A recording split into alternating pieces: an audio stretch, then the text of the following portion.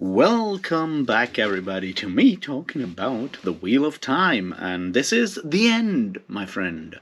Well, at least the end of the Eye of the World, and I finished it last night, and I just got around to actually recording this video, and I'll have like 2 days to recover from all of this before we get into the Great Hunt on Monday. I hope I'll be healthy again by then, because I feel a bit of a cold coming on, but there's no rest for the wicked, or apparently there is in Shale Ghoul or wherever. So let's get into this, alright? Cheers.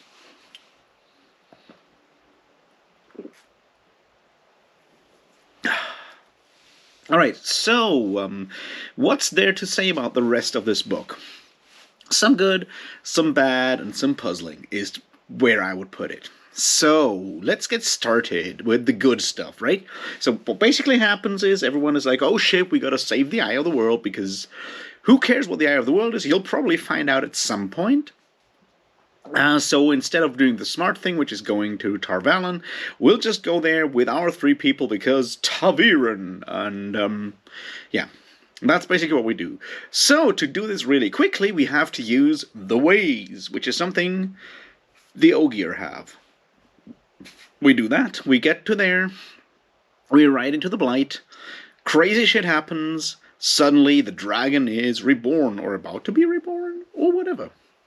So that's sort of the rough end of it. Also, Rand uses the one power, and, yeah. Rand uses the Force and does something to Baalzamon. That's the rough gist of it. So let's look at, like, the good stuff.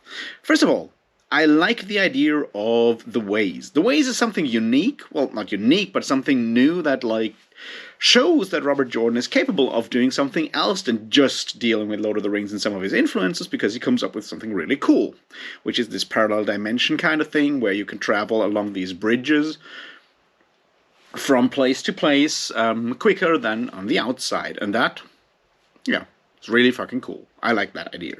Also, the horror of it, with like that wind following them, it does remind me a bit of the Plane of Glittering Stone in the later Black Company novels, but since those are, I think, a bit later, yeah, and they're also different enough. I do like this idea because it's a bit more alien, it's a bit more strange. It goes beyond your standard medieval Europe fantasy thing, which is basically what we have seen so far.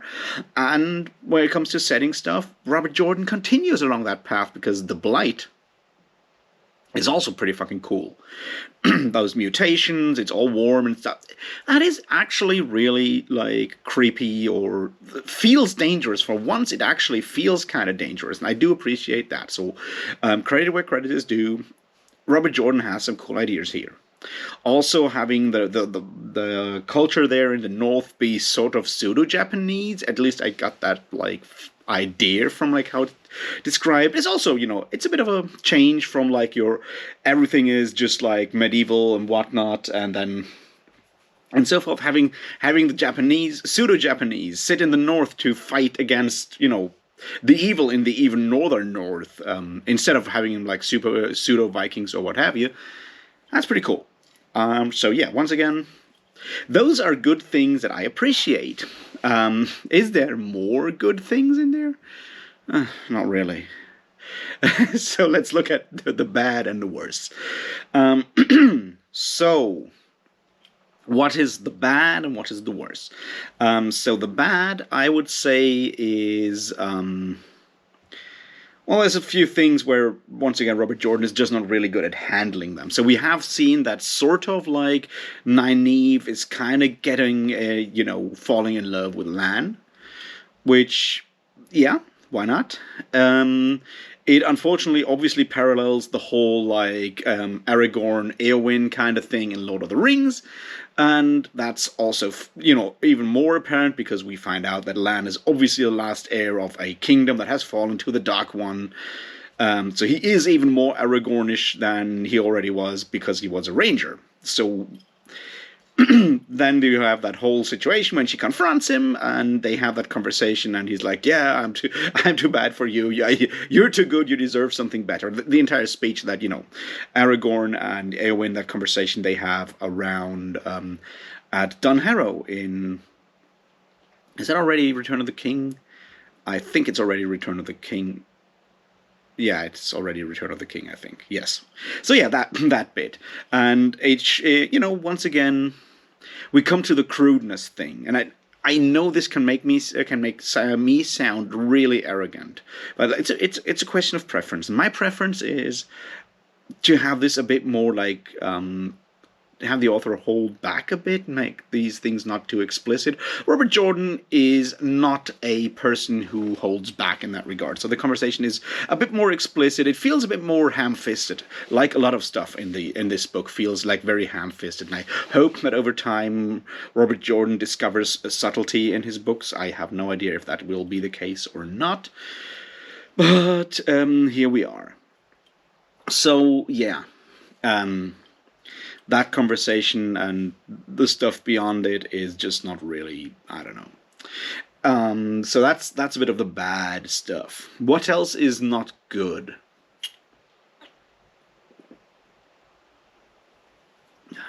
Well,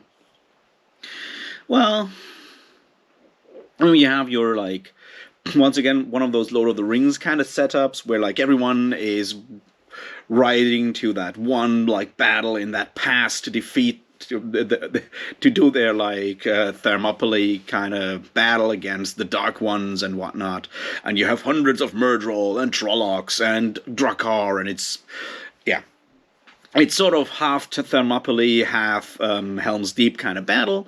And it's obviously also like the end of the Lord of the Rings when you have this, like, we're doing this as a distraction so our small hit team can actually ride into the Blight and do whatever they need to do at whatever the Eye of the World is. Because we don't get, like, any explanation. The idea of having the Eye of the World a place that moves around is once again a really cool idea. I like that. So yeah. And they go and meet the Green Man, which... pretty cool. The Green Man is fun. I like those scenes with the Green Man. That is really cool, with the flowers and shit. I'm good with that. We find out what the Eye of the World is, because it's something where it's basically a huge battery. It's a magic battery, where all of this, like, power of the male side of the one power, which I guess is Saidar or Saidin. I keep confusing those two. Anyway, the black thing of the yin-yang thing that is obviously the whole idea behind this is stored there, and it's actually usable because it's not yet fouled by the evil one, Baalzamon, Shaitan, whatever else his name may be, that dude, anyway. So that's what the Eye of the World is, and it's there for the greatest need ever, or something like it.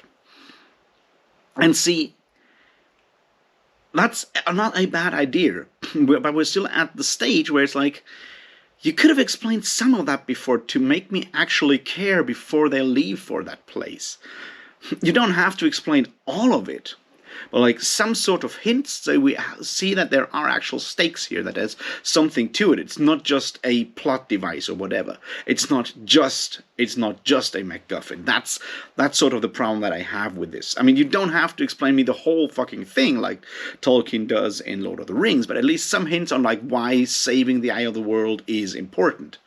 That could have been, like, done before without any explanations. Like, we need to do something with the Eye of the World. And no one asks, like, what's the Eye of the World? Like, one of those, like, yeah, we all don't know what it is, but it is there for the greatest need of mankind. So we need to make sure that that dude can't get his hands on it. That would have been enough, but he doesn't do that. And what is really ironic is that at the end of this audiobook, there's, like, a short, like, 5-question interview with Robert Jordan where he says that he listened to his audiobooks back so he knows what kind of foreshadowing he forgot to put in for later stuff. And yeah, okay, apparently he didn't have the audiobook for the first book, so I hope he's doing better for the next ones, because that's just bad writing, or, like, bad planning or whatever. And a good editor would have fixed that, or just come across like, dude, Bobby J, please put something in there. No one did, so it's not in there. So there we are with that bit. So what else is not good?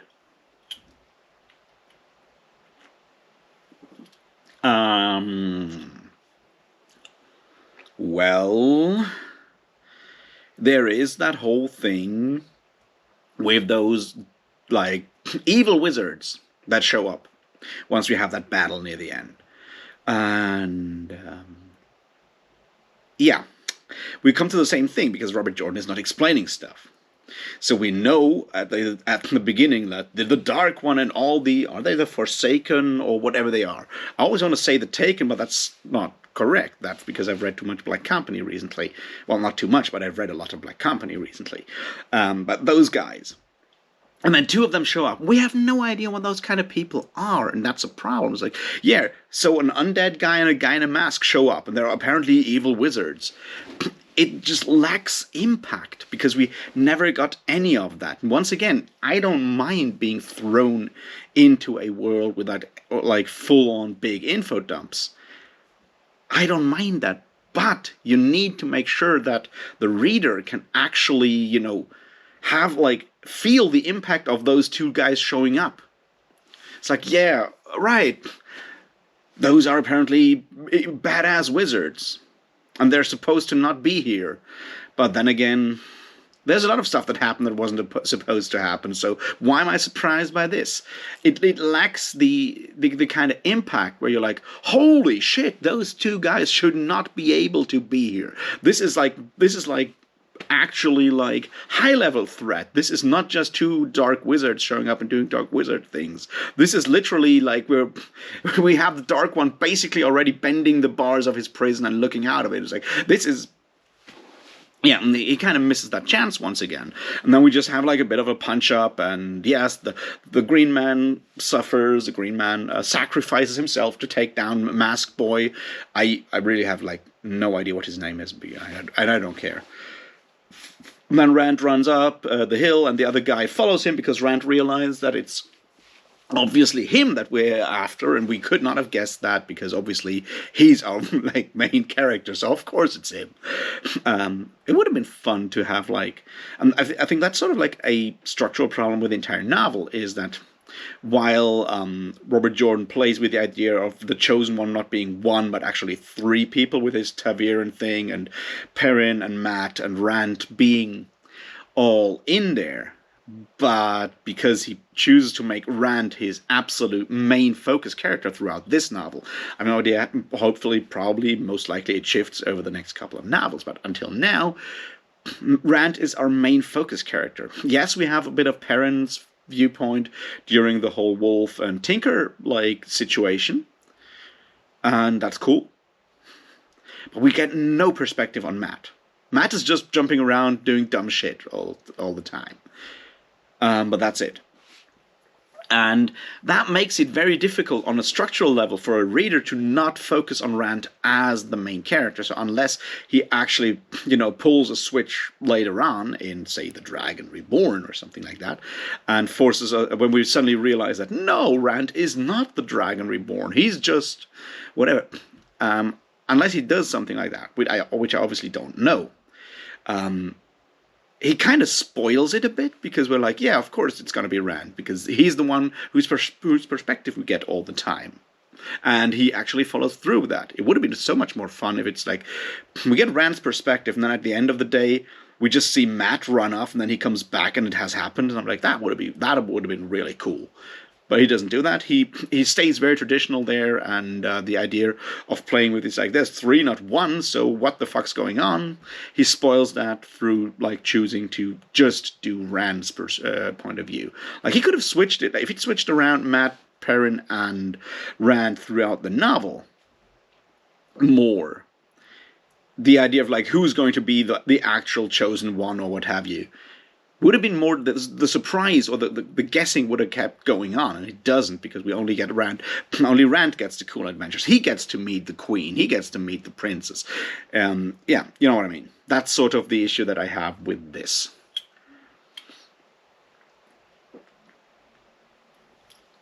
So yeah.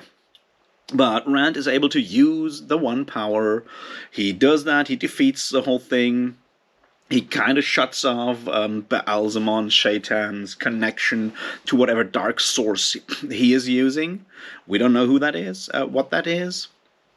So he does that, and I mean that's fair. I mean the whole thing with his mother is kind of weak, I feel, but also him just going over there, like jumping to a different place and just burning half the army is like, I don't know, it's a bit over the top. Right, but I've said this before. Like magic in this world, and I know it's going to be explained later on. And that's not my point. I don't wonder how it functions.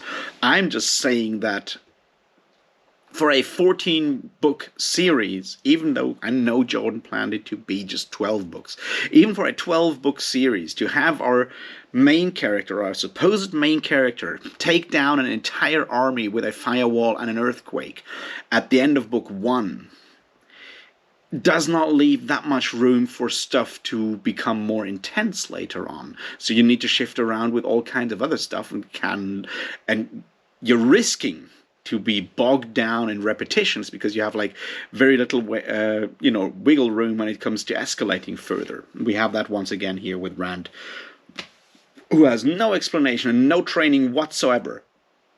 And this, I feel, is the other big issue here, right?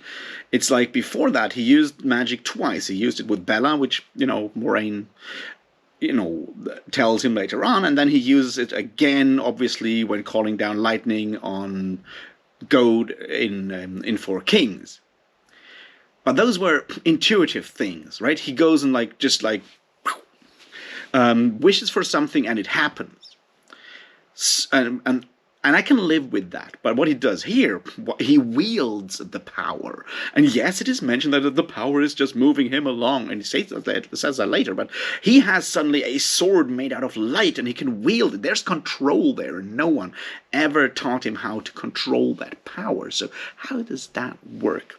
Once again, that's just like these small bits where there's like inconsistencies that I feel could have been handled in some way, in a better way. But who am I to talk? I have not written a book, and I've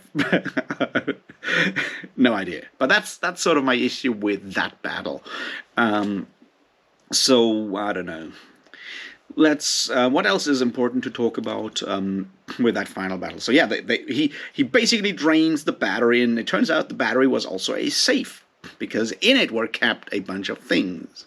A broken seal to Baalzamon's tomb in Shale Ghul, whatever Shale Ghul is. I still, plus a golden chest in which is the horn of Valyria. I want to say Valyria, but it's a different name. It's the horn those guys are always going to hunt in the Great Hunt for, the horn that we've heard so much about. So the horn is really important. We also learned that at this point, we learn that it has supposedly the power to call the heroes of olden time from beyond the grave back to battle. And once again, that's a really cool concept. And once again, Robert Jordan fucks up because he shows us like all these points where Tom is talking about like performing the tales from the Great Hunt for the horn. I mean, okay, the horn is apparently important. Is it like Oliphant, the horn of Roland, or is it something else? We don't know because we never get it. It's just maybe it's just a really good-looking horn. We have no idea. Maybe all of those people are horn. We don't know.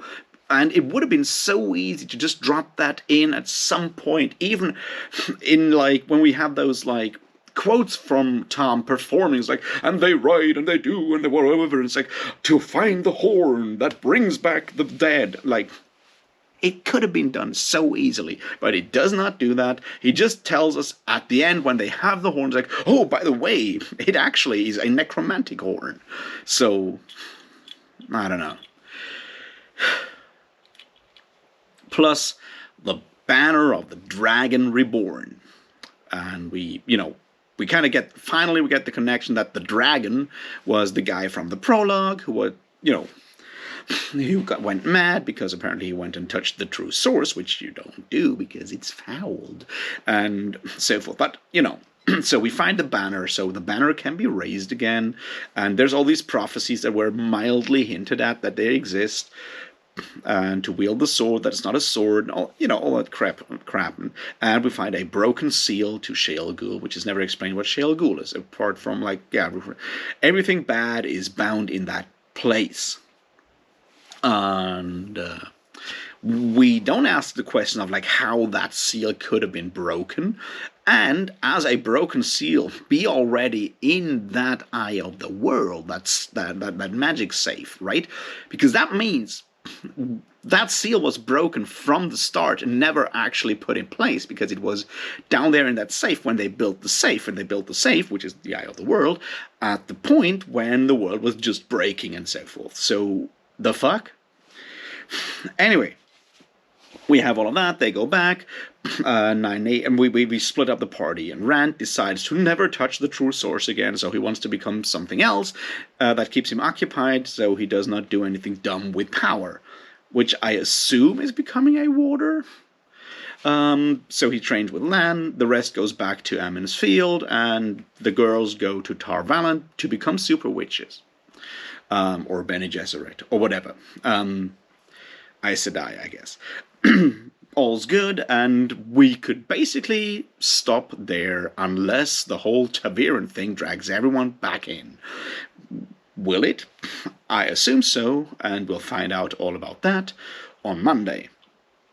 So now let's go back to the really bad part before I, lose my voice and my brain and my sanity.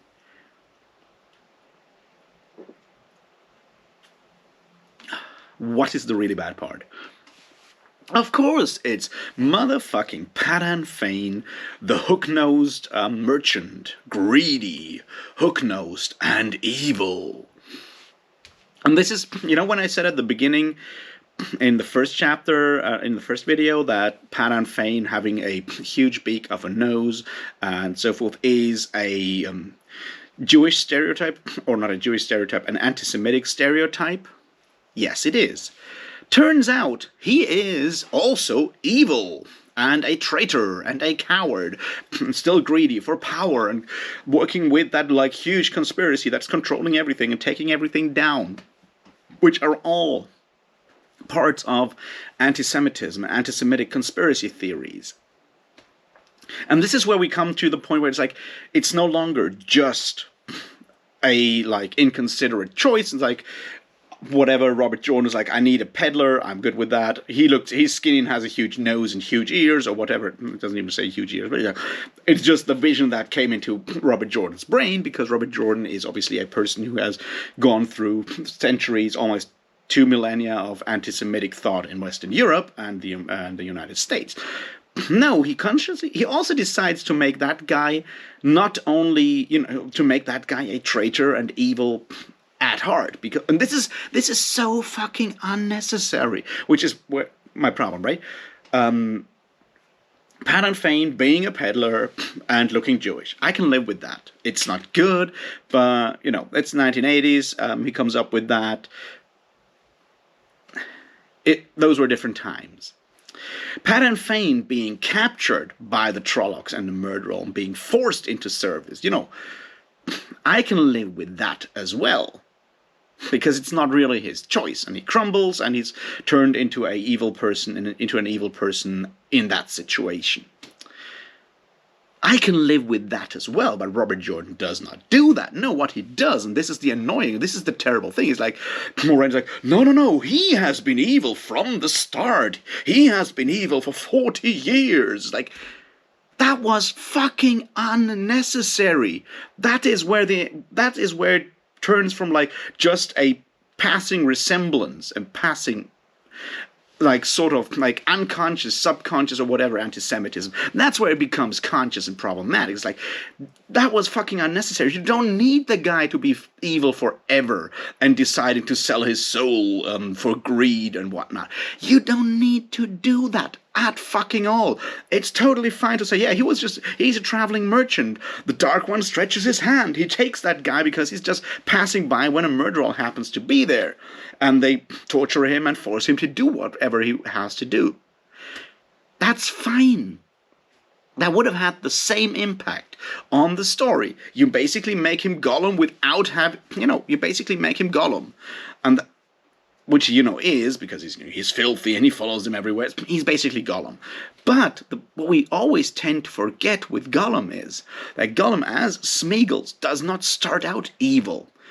Gollum's choice was never a conscious, deliberate choice. Gollum had no choice. The ring made Gollum Smeagol, throttle Deagle, and take over the ring. That's where we have the difference. And then he gets possessed by the ring and does all those things. Is this perfect? Is Smeagol a much better character? No. But Smeagol is not portrayed as having Jewish traits. He's not portrayed as being a merchant, being greedy, and having a huge hooked nose. That's the difference. Plus, this guy, Padan Fain, so it's like, I want to have more, so I'm going to consciously decide to become evil. And that's definitely dangerous, and that's something that I really, really, like, I had not, like, when I spoke about it, it's like, I kind of knew that Padan Fain would play a bit of a role, but I kind of had forgotten how bad it was, like, from my previous read. But compared to what he's made out at the beginning to this part, I'm just really, really pissed. It's like, at this point, it gets worse than the traveling folk, like, cliches there. Because that's a choice that was completely fucking unnecessary. I mean, yes, the thing with Aram was also kind of unnecessary, or just, like, at least handled badly. But the idea that was fucking unnecessary. It doesn't have to be. And I'm like, why are you doing this, Robert Jordan? You should not do that. Also, why is no one calling this out? This is insane. This should not be part of it. Anyway, so this is probably the worst bit of it. And that kind of fucked me up a lot. Alright, since I don't do reviews, let's wrap up the whole thing. What do I think of Eye of the World now compared to back then? When I read it the last time, and what are my thoughts going into the next book?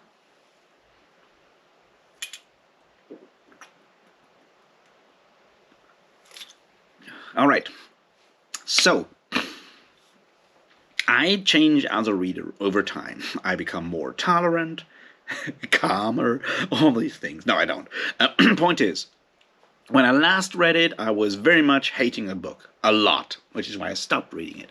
And some of that was ignorant and dumb. Because I focused so heavily on it being so much of a Tolkien ripoff that I was just hating on it for a lot of these things. Because I didn't have, like, the perspective or whatever. It's like, yeah, well, there was outside pressure on Jordan to make it as Tolkien as possible in some ways. All of these things. I kind of ignore all of that. It's like, oh God, he's ripping off my senpai J.R.R. Tolkien. What a motherfucker. I hate this book. That has changed. While I still see those things, and I think some of them are a bit too on the nose. I did this time around while reading it, definitely perceive Robert Jordan trying to change things, to engage with the Tolkien heritage in some ways, and I do appreciate that. I give him credit for that. There's some things in there that I think are good ideas. That's nice. I like that.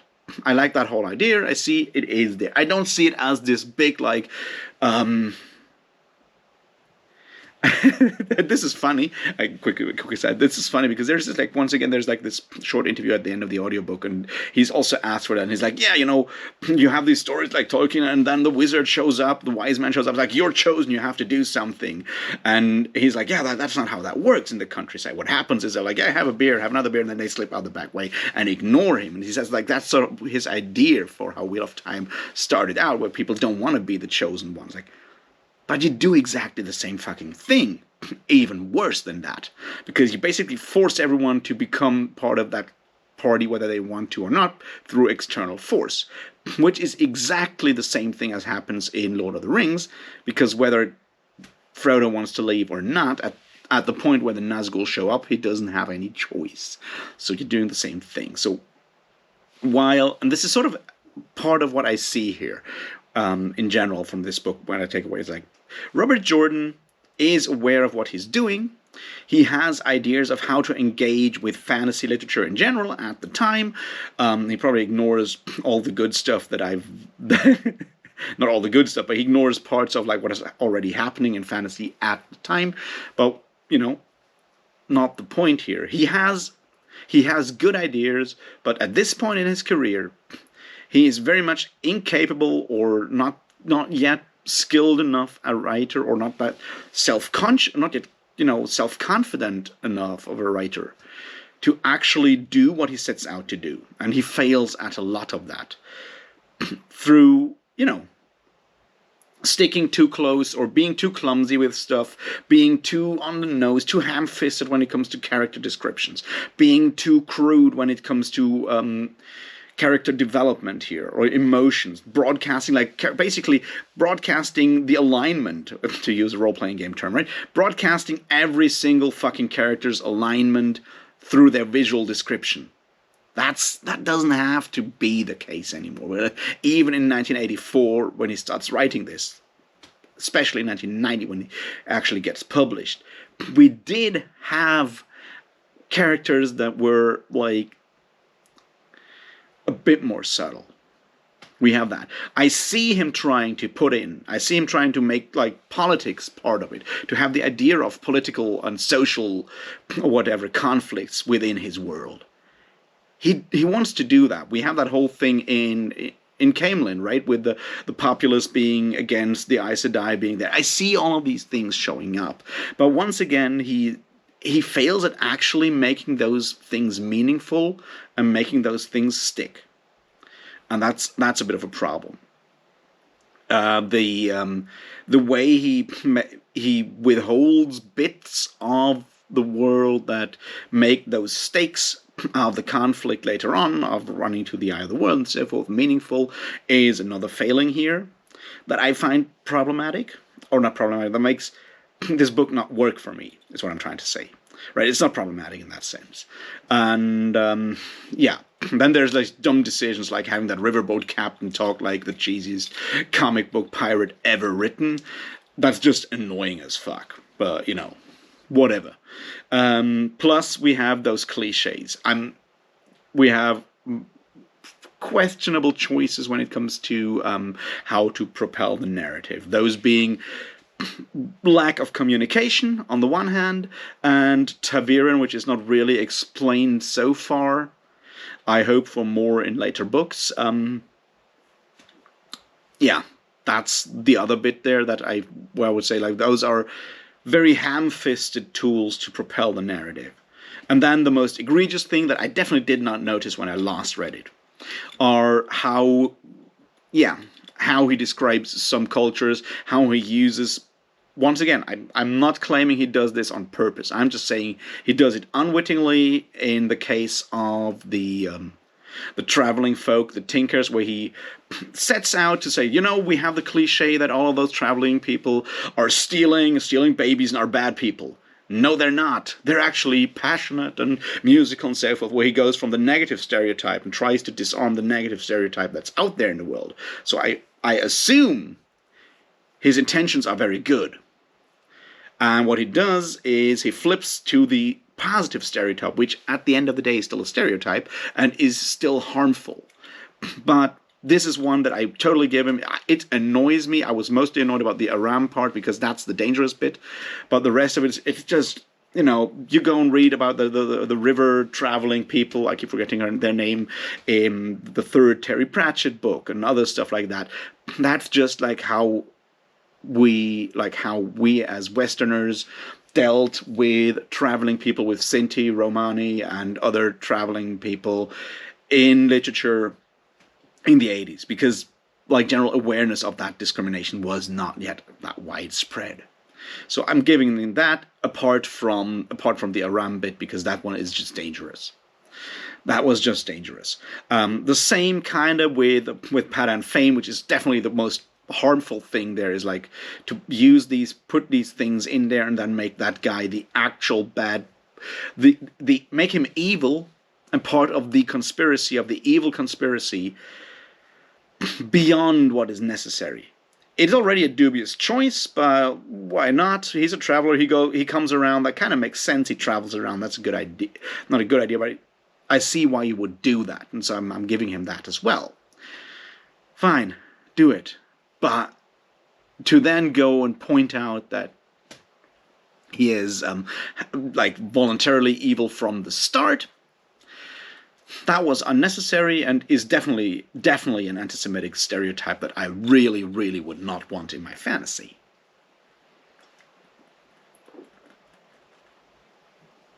There's what else? I feel yeah, the escalation of stakes, of threat levels, of magic runs way too fast. The pacing is kind of off there for me, especially since I know it's the first book of a 14-book series. That's, I guess, the largest part for that. It's like, for a book with the page count that it has, it uses too much time on information that is nice to have but not necessary, and forgets to do a bit of mentioning of necessary information. So it all feels like Robert Jordan has a great idea but is not yet capable of actually executing all of these things perfectly, plus falls into some pitfalls that he should have avoided. Some of them more egregious than others. Will I go and reread this in the future? I don't think so. Does it turn me off reading the next book? Not yet. For, the usual reasons. I want to finish this thing. I'm a bit obsessive with these kind of things. I want to see where it's going, and I want to give him the benefit of the doubt. And I'm like, well, writers develop, right? I've read Sword of Shannara and Elfstones of Shannara, and while Elfstones is not yet worth of like a Nobel Prize, it is still way better than Sword of Shannara, so I assume The Great Hunt will also be better. I've heard that it's different from, and goes away from the Tolkien thing. I'm intrigued by the idea of this being connected to our world and so forth. That's something that I can like, and that I'm generally always fascinated by. So that's cool. So I'm definitely going to give Great Hunt a chance. I've already downloaded it on my phone. I'll start it on Monday. We'll do another like five videos per book. Seem like a good idea for the first 3 or 4 I checked length, before it suddenly explodes into like twice the length or whatever. So until then, we'll do it that way, and I'll give it another chance. And we'll finally reach the part where I actually have no idea what is going on, because I have even, have not read it before and have like vague memories of stuff. So that's a good bit. I like that. We'll definitely need to explore the whole gender roles, gender interactions kind of thing in those books. I didn't want to focus too much on it this time around, because I feel, it feels super clumsy, but my God, they're like 15 years old, 16-year-old boys and girls. When I was 15 or 16, I behaved like a dickhead. I still do, but, now it's more egregious. Back then it was more forgivable, is what I'm saying. So I can live with that. I don't really care about any of those characters, is my other problem. It's like, yeah, I don't know. I don't care about any of them. Maybe mostly about, once again, Nynaeve. I care most about Nynaeve. She's cool. She actually has motives. She has motivations, and she wants to do something. The Lan situation, I don't know, but the rest of it, compared to any of these other characters, she actually is a character, is I guess what I mean. So that's where I'm going out of Eye of the World. I don't rate things, so no stars or whatever, but this is certainly not a good book. It's not the worst thing I've ever read, but it's certainly not a good book. With those words, I'll leave you to a wonderful weekend where I go and read something enjoyable to relax. And I'll see you on Monday for the Great Hunt for the Horn, which is already found, so something is going to happen to that horn, I assume. Alright, stay horny, and I'll see ya. Cheers.